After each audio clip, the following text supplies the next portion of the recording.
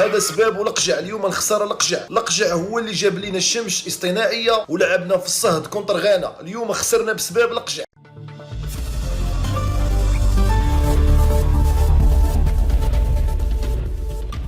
صدمة في الإعلام الجزائري بعدما تناول المنتخب النسوي الجزائري عشاء فخم بالسمك في أفخم مطاعم السعيدية مباشرة بعد الإقصاء من كأس إفريقيا أمام غانا. وفي مشهد لا يصدق، لاعبات المنتخب الجزائري النسوي يتناولن عشاء فاخرا من الأسماك في قلب مدينة السعيدية المغربية مباشرة بعد الهزيمة أمام غانا.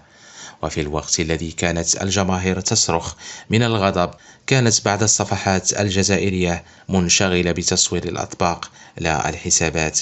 فهل أصبحت السمكة أثمن من الكرامة الرياضية، أم أن البطولة الحقيقية كانت بطولة الأكل والضيافة؟ في خضم منافسات كأس إفريقيا للسيدات، وتحديدا بعد إقصاء المنتخب الجزائري أمام نظيره الغاني، فوجئ الرأي العام بفيديو يوثق لاعبات الجزائر يتناولن وجبة عشاء فاخرة في مطعم ساحلي فاخر بالسعيدية. الفيديو انتشر كالنار في الهشيم وطرح أسئلة مشروعة: هل من اللياقة أن يحتفل فريق بالإقصاء؟ هل بهذا السلوك تبنى المنتخبات؟ وهل المسؤولية غائبة إلى هذا الحد عن الاتحاد الجزائري لكرة القدم؟ والمثير أكثر هو رد فعل بعض الإعلاميين الجزائريين الذين أظهروا غضبا شديدا، لكن ليس لأن منتخبهم خرج من البطولة، بل لأن الفيديو خرج للعلن. فجأة بدأنا نسمع عن الاستفزاز المغربي والمؤامرات والسمك المسمم إعلاميا.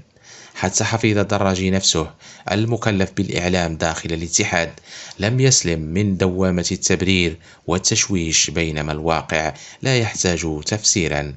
منتخب خرج من المنافسة وأكل حتى شبع، ثم بدأ يشتم البلد المضيف. يا للعجب، المغرب الذي وفر ملاعب من الطراز العالمي وفنادق من فئة 5 نجوم وضيافة لا تضاهى، يتهم اليوم بشراء الذمم لمجرد أنه نجح. هل أصبح استقبال الفرق بحفاوة جريمة؟ وهل أصبحت شهادة رئيس الفيفا السيد جياني إيفانتينيو التي قال فيها إن المغرب نموذج عالمي في البنية الرياضية مجرد مسرحية مدفوعة الأجر؟ كفى عبثا. المغرب لا يحتاج لرشوة أحد، إنجازاته تتحدث عنه. ليس وحده المغرب من تلقى السهام، حتى المعلق الشهير خليل البلوشي لم ينجو من اتهامات بعض الصفحات الجزائرية. اتهموه بالقبض لأنه مدح المغرب في تعليقاته وعبر عن إعجابه بالشعب والبنية التحتية. هل صار حب المغرب جريمة؟ وهل الإشادة أصبحت تشترى؟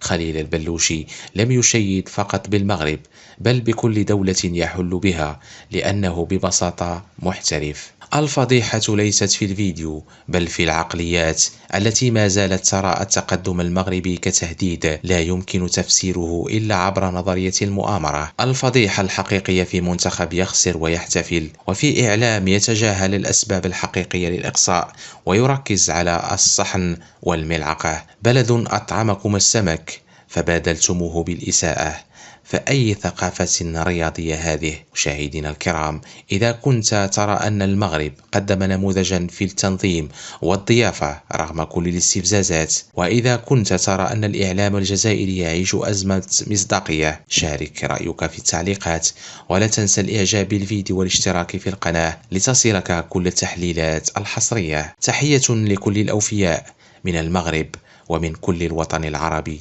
مشاهدينا الكرام، شكرا على حسن المتابعة، وإلى اللقاء.